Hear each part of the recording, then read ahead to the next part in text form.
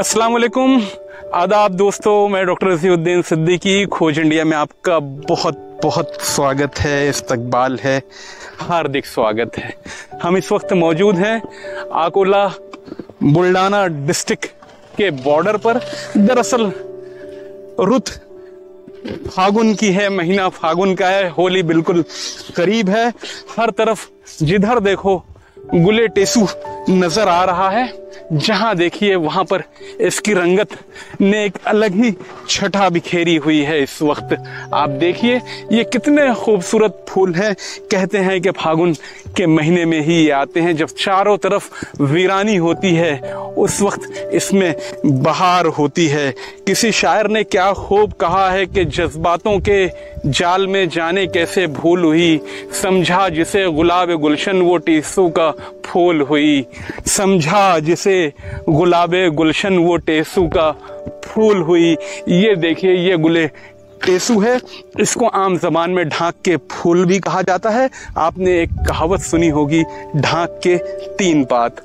आइए वो यही पौधा है। दरअसल ये तीन तीन पत्तों की शक्ल में लगता है। ये देखिए तीन पत्ते यहाँ, तो तीन यहाँ, तो तीन यहाँ, तो तीन यहाँ। जो कहावत है ढाक के तीन पात, इन्हीं पातों पर से इसका जिक्र निकला है। ये कहावत हुई है ढाक के तीन पात। बहरहाल हम बात कर रहे थे इस फूल की। इसे पलाश भी कहा जाता है, पलाश भी कहा जाता है। ये देखिए कैमरामैन को कहूंगा कि वहां भी दिखाए, काफी दूर तक है। इसके पेड़ हर तरफ यहाँ पर दिखाई दे रहे हैं। किसी शायर ने बहुत खूब कहा है, ये जो टेसुओं सा खिला रखा है मदहोश बदन, सामने आते ही तबीयत बिगड़ जाती है। एक तस्वीर जो ख्यालों में बुन जाती है, तेरे पहलू को छूकर सिमट जाती है। शायरों ने इसकी खूबसूरती को अपने कलामों में बहुत इस्तेमाल किया है। इस मिट्ठू को देखिए कैसे प्यार से प्यारे प्यारे खूबसूरत पलाश के फूलों को ये जमा कर रहा है। लग रहा है ये भी होली की तैयारी करेगा। हाँ दोस्तों, एक बात आपको मैं बताना भूल गया कि पुराने जमाने में जब इन आर्टिफिशियल कलर्स का दौर नहीं था, तो पलाश के इन्हीं फूलों को पानी में उबाला जाता था और उसमें कहते हैं कि चूना वगैरह मिलाकर कलर तैयार किया जाता था और उसी का इस्तेमाल होली में किया जाता था। जी हाँ दोस्तों, भारत का मशहूर त्योहार होली, जिसे मुगल भी बड़े खूबसूरती से मनाते थे। कहा जाता है कि तुझके जहांगीरी में लिखा गया है कि जहांगीर ने होली के त्योहार को ईद गुलाब के नाम से याद किया है या ईद आब पाशी के नाम से याद किया है। मुगलों ने होली को बहुत एंजॉय किया है।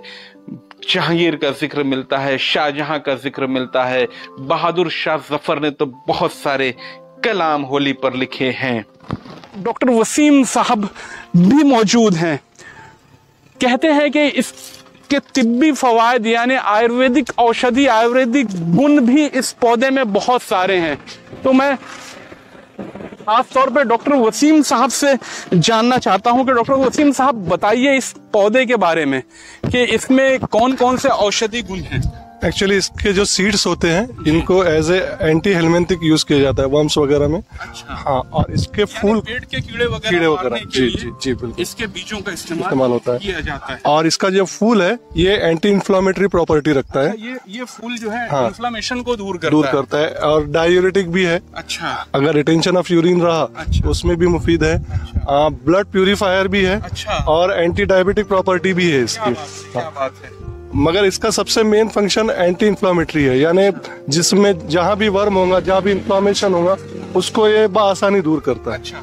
तो ये इसको प्लास फाफड़ा के नाम से भी जाना जाता है। हाँ, और इसका एक दूसरा नाम लेडी ऑफ फॉरेस्ट भी है। अच्छा। क्योंकि इस खिजा के मौसम में दुल्हन की तरह सजा हुआ दरख्त रहता है। बात बहुत खूबसूरत आपने कही कि खिजा के मौसम में, यानी जब चारों तरफ पतझड़ हो, उसमें ये वाकई दुल्हन की तरह ये पेड़ नजर आता है। दूर अगर देखिए, कैमरामैन को कहूंगा कि दूर दिखाइए, वो देखिए जब चारों तरफ कहीं हरियाली नजर नहीं आती, वहां भी कैसे गुलाबों से झुरमुट लिए कैसे खिला हुआ ये प्लास का पेड़ नजर आता है। पूरे हिंदुस्तान में लगभग पाया जाता है। एक खास बात इसकी और है कि इसके इन पत्तों से, ये देखिए, ये ढाक के 3 पात, इसके इन पत्तों से जो खाने के पत्तल होते हैं वो भी बनाए जाते हैं।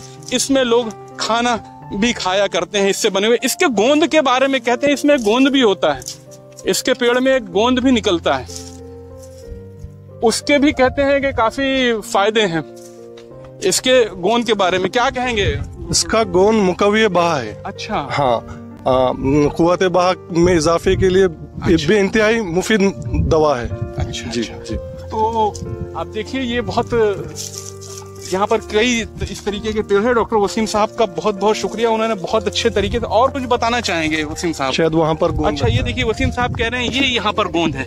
ये देखिए, वाकई हाँ, ये गोंद, ये देखिए, ये मेरे हाथ में, ये इसके गोंद का रंग भी वसीम साहब एकदम जिस तरीके से इसके, ये देखिए, ये गोंद है, आप देखिए, ये गोंद, ये प्लास का गोंद है और यही मुकव्वे बहा है। अच्छा जी।